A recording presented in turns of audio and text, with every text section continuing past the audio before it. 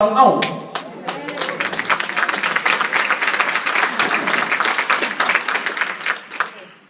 And far too many of us were silent over the last 5 years when we had housing plan after housing plan that failed, yet for some reason banking plan after banking plan did not fail. Far too many of us were not willing to challenge this administration on having a real housing plan, because I dare say if you're willing to bail out Bank of America and Wells Fargo and JP Morgan, you sure as hell be ready to bail out the people who built this country.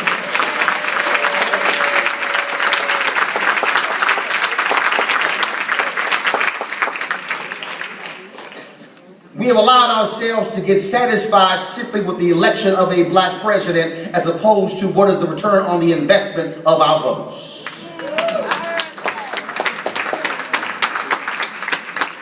I don't care if you are a black president, a black member of Congress. I don't care if you are a mayor, if you are a city council member. If you got my vote, I expect something in return.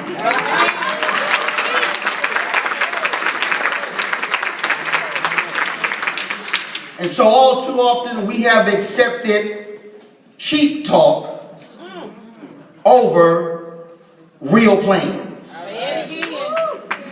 We have allowed folks to walk into our churches and sing with us and pray with us, but not leave a real tithe when they walk out.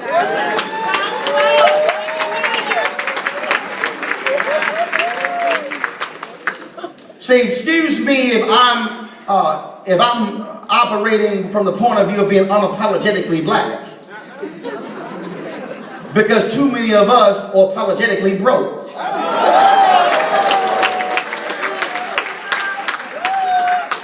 See, I'm just not going to let any politician, black, white, Hispanic, Asian, Native American, straight, gay, I don't care who you are not going to walk into the environments that I control in terms of my platforms and pimp folks for our vote. You got to deliver what you're talking about.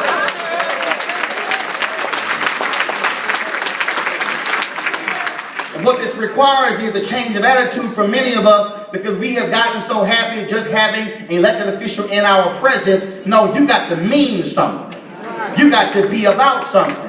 And I would challenge any elected official sitting in this room, if you want to study somebody who understood the power of politics and money, I say you should go study Atlanta Mayor Maynard Jackson.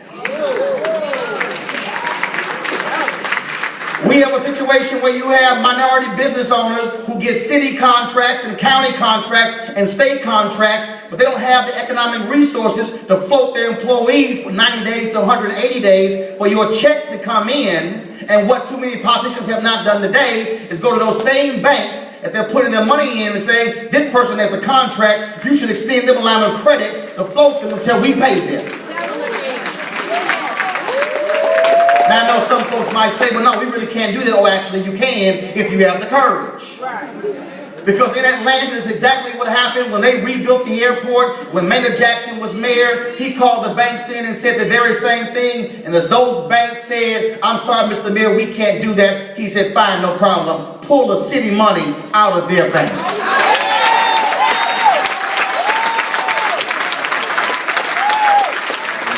And then all of a sudden the banker said, hold up, Mr. Mayor, let's talk. Let's work something out. He also understood when it came to contracting that where the game is played, and see, I understand. See, I covered city council in Fort Worth. I covered county government in Austin, Texas. I saw how the system was rigged to benefit the large companies, because what happens in contracting is if you have not been a prime contractor before, you can't bid on a prime contract. Which means that if you're always a subcontractor, you can never bid to become a prime contractor. And so the rules and regulations are written where they'll say you have to actually own your equipment versus lease your equipment. Well, if you have revenues to buy equipment, what you're doing is you pushing folks out who you know can buy. Please explain to me why leasing is not as good as owning. But what we have is we have individuals who are sitting there in power who allow these games to be played, and so the same large players keep getting contract after contract. So what had Maynard Jackson understood? He said, no, we about to break this thing up. We're going to break up the large contracts into smaller contracts to allow somebody to bid to become a prime contract. And the one moment you become a prime, now you can bid on the rest of them. The only reason we tout the Russell Construction Company today is because Maynard Jackson changed the procedures to allow Herman Russell to be able to bid on those contracts. And that's why they can now build stuff in Atlanta, all across Georgia, in Illinois, and be a national construction company.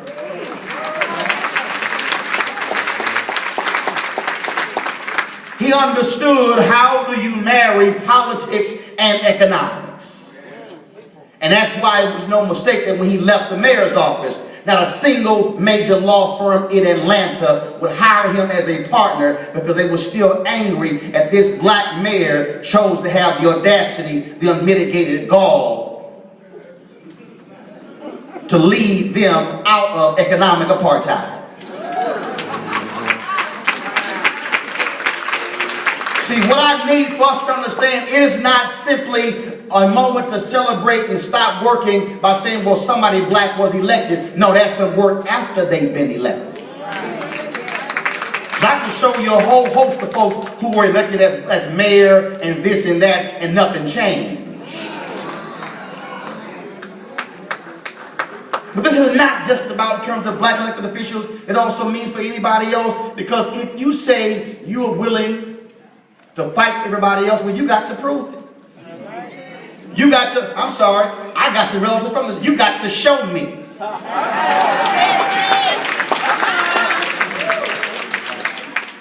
And some of us have got to be willing not to get a Christmas card from a politician's office to challenge them on what they're supposed to be doing. Here we are today with the capacity to do great things, with the knowledge to do great things. Yet too many of us have decided that we shall stay asleep and keep dreaming. See, the reason I played the John Legend, because I want you to understand the concept of two words to walk away from. It's called wake up. One of the sisters from the Progressive Baptist, she said, don't cuss. So I was going to call this speech, wake the hell up. But I just changed it to wake up. But you can call it what you want to call it. And the reason I say we've got to wake up, because what we have to understand is, here we have right now a situation in America where our children are not being educated. They're in failing schools, decrepit schools that are falling down. And then we have black elected officials and Democratic elected officials who are white and Hispanic who will say, well, no, I'm not supporting school choice. Yeah, but your kids don't go to these schools.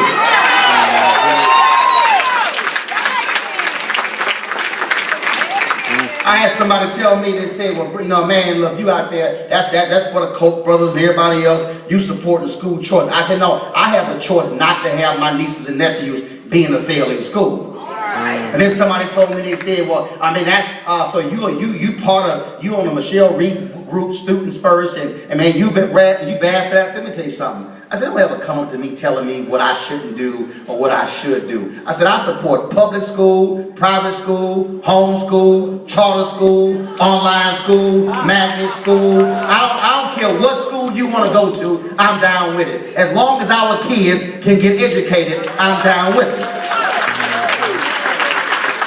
But what I am not going to do is stand here and support institutions that we know are failing, where we know those teachers don't have master's degrees and they have certifications, where we know they're sending the worst teachers there. And somebody told me, well, why you hate those teachers? I said, no, I hate anybody sorry. I don't like a sorry teacher, a sorry principal, a sorry administrator, a sorry school board member, a sorry politician. I don't like a sorry parent. So now is everybody sorry covered? If you don't think that education is tied to economic freedom, you have got to wake up.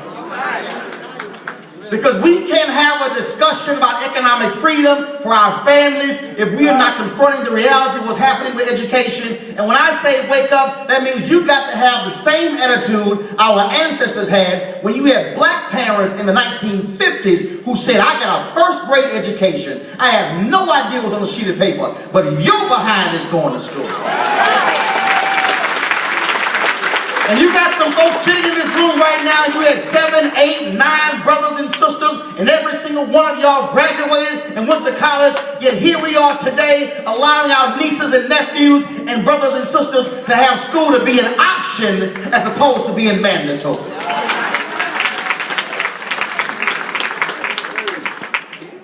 It requires a change of attitude, which first means waking up.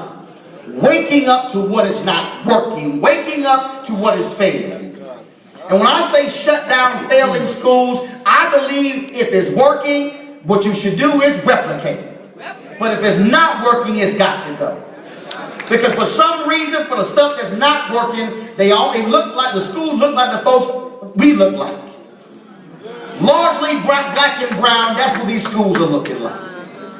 And so when people are sitting here saying, well, I don't want to support that system because, you know, they're sitting here, they got changing standards, fine, because these standards over here haven't worked. It's simply not working. 90% of the inmates in Illinois jails came from Chicago public schools. If you go to any prison anywhere in America, the leading issue there is illiteracy. We are literally supporting systems that are failing us, that are failing our children. And we are still stuck in this whole mindset of no, let's just wait for the next 5-year plan. And do understand, if you think, you're rough from a teacher, let me be real clear. Roland Martin Jr. is my brother, teacher. Levita Martin Marshall is my sister, teacher. Zena Martin is my sister, teacher. Kenya Martin is my sister, teacher's aide. So when I have a discussion about education, no, I don't have to go to somebody who's a business person. I can go to a brother and sister to get a good idea of what's happening when it comes to education.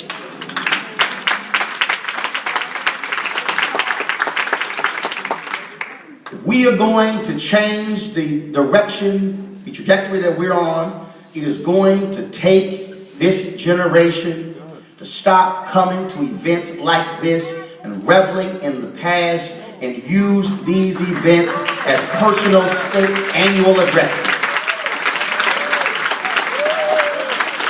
Let me explain what that means. These events should be moments that rekindles the spirit in us. That if the pilot inside of you went out, in moments like this should restart that burning desire. It is moments like this when you begin to think about what Dr. King and others stood for and fought for and died for. You should be asking yourself, what am I willing to put on the line to be a change agent? Because it is not just about those preachers and politicians who stood up. There were people who changed bedpans. There were people who were janitors. There were people who marched. There were people who walked down the street. They were ordinary people who did extraordinary things because they were not thinking about themselves, but they were thinking about their children. And so I believe that far too many of our MLK Black History Month events have turned into a look back moments. Have turned into moments of, oh my God, look at the great things that they did. But I want to leave you with this, because you need to ask yourself the question when you leave here. What will they say about you 50 years from now? 50 years from now, will they say, will your kids say, man, they just sort of walked through this thing?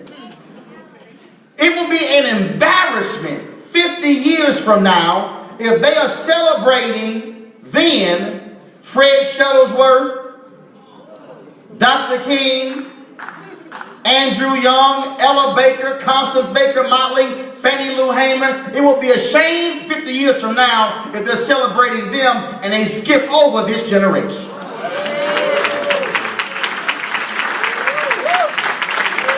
So what you have to decide is, what is the mark that I plan on leaving?